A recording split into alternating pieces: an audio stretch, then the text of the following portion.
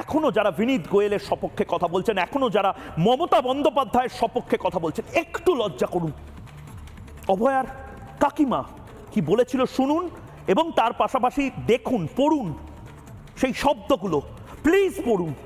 কারণ আজ টিভি বন্ধ করে দেওয়ার মানে এখান থেকে পালিয়ে যাওয়া। প্লিজ পালাবেন না। কেন গদি ছাড়তে বলছি মমতা বন্দ্যোপাধ্যায়কে? প্লিজ দেখুন, অনুভব করুন এবং চোয়াল শক্ত করে নিজেও নিজেকে প্রশ্ন করুন। দেখুন। मेरा सफेद तुरंत खुले, भरपूर झाग दे और इसकी स्मार्ट साइंस दे स्मार्ट केयर और फ्रेशनेस। मेरी चॉइस मेरा सफेद। दिन যখন পোস্টমর্টম হয়ে বডি বেরোচ্ছে, দাদা দিদি গাড়ি করে যখন বেরোলো, তখন হাতটা আমাদের দেখিয়ে গেল। আমরা বুঝলাম যে হ্যাঁ তারা বেরোচ্ছে। আমরা কি জানবো নরমালি যে এরপর আমরা পরিবারের লোক আমরা যাব বা মাঝখানে অ্যাম্বুলেন্স যাবে, তারপরে আমরা যাব। কিন্তু সেখানে দাঁড়িয়ে আমাদের বলা হয়েছিল যে আপনাদের পরিবার তো আপনাদের জন্য দুটো গাড়ি রাখা আছে। আমরা যখন গাড়িতে, মানে আমি বলছি দায়িত্ব নিয়ে এটা আমি বলছি, আমি যখন গাড়িতে উঠতে যাই আমাকে ধাক্কা দিয়ে ফেলে দেওয়া হয়। ধাক্কা দিয়ে পুলিশ ফেলে দিয়ে বলে না না এই গাড়িতে পুলিশ ছাড়া কেউ উঠতে পারবে না। দেন আমরা ওখানে অসহায়ের মতো দাঁড়িয়ে থাকি, আমাদের চোখের সামনে দিয়ে মেয়ের দেহ চলে যায়। তারপরে ওখানে যারা আমাদের পরিচিত ছিলেন তারা বললেন যে আপনারা দেখুন কি করে যাবেন।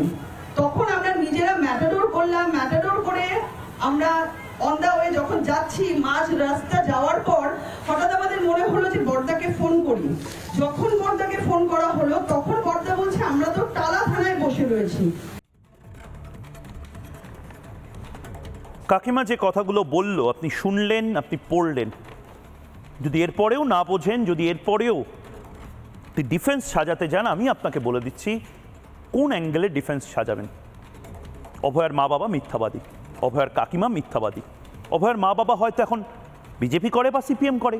অভয়ার মা বাবা হয়তো তৃণমূল কংগ্রেসকে মেলাইন করার জন্য, হয়তো ছোট করার জন্য মমতা বন্দ্যোপাধ্যায়কে এই কথাগুলো বলছেন। হয়তো বিনীত গোয়েলের শ্রেণী শত্রু অভয়ার মা বাবা। কিন্তু বিশ্বাস করুন, আপনি যতবার ফেসবুকে লিখবেন, যতবার বিনীত গোয়েলকে সমর্থন করে পোস্ট দেওয়ার চেষ্টা করবেন, ততবার আসলে আপনি নিজের কাছে ছোট হয়ে যাবেন। বিশ্বাস করুন, আজকে কারোকে রাখিনি আমি। এ লড়াই কারোর সাথে নয়, আমার প্রতিপক্ষ কেউ নয়। প্রতিপক্ষ একটা, তা হলো সিস্টেম। এবং সিস্টেমের মাথায় মমতা বন্দ্যোপাধ্যায়, সিস্টেমে গোটা চালিকা শক্তি হিসাবে যাকে ব্যবহার করা হয়েছিল ধামাচাপা দিতে যা জিনিসগুলো, সেটা বিনীত গোয়েল। কাকিমা বা বাড়ির লোক বলছেন যে অভয়া বা অভয়ার দেহ যে গাড়িতে ছিল, ওই স্বর্গরথ যেগুলোকে বলা হয়, সেই স্বর্গরথ বা মৃতদেহ বহনকারী যে গাড়ি, সেই গাড়িতে উঠতে পর্যন্ত দেওয়া হয়নি। পরিবারের সদস্যকে ধাক্কা মেরে ফেলে দিয়েছিল। এই বিনীত গোয়েলের ইনস্ট্রাকশনে ধাক্কা মেরে হয়তো ফেলে দেওয়া হয়েছিল, পুলিশ ফেলেছিল, অভয়ার কাকিমা বলছে।